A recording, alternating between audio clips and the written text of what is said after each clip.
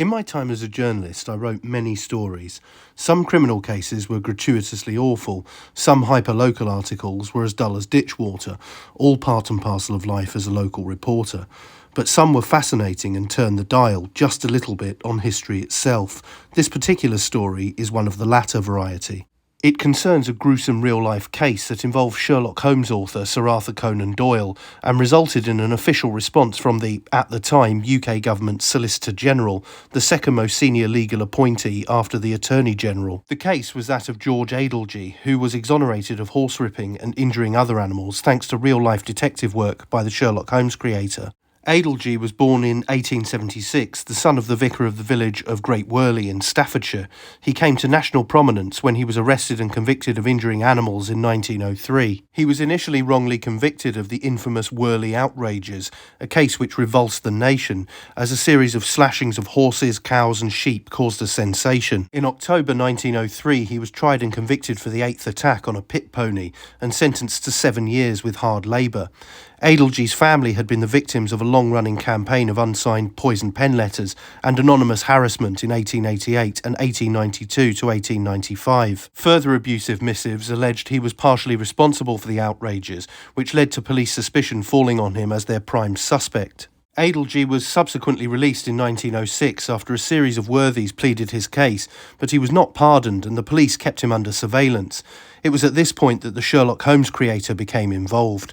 Sir Arthur Conan Doyle turned detective to prove Edalji's innocence. And after 8 months of investigating, the author achieved his aim, with Edalji being cleared by a Home Office Committee of Inquiry, although no compensation was awarded. Possibly, due to the horrendous treatment of the family in Great Wyrley, they moved to Welwyn Garden City in Hertfordshire. My story on the case, which appeared in the local weekly Welwyn Hatfield Times newspaper, involved me contacting a local Member of Parliament for comment.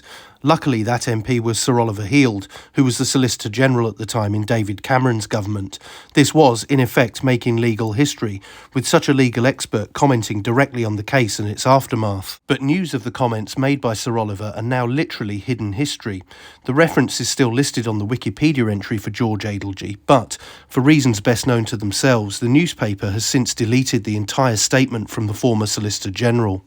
On closer inspection, I can see this is down to a restructuring of the website since my day, although you'd think that when a newspaper literally makes legal history, they might keep that part in the story. It says a lot for the state of local newspapers these days. Luckily, as I have with many of my most interesting stories, I saved a previous version.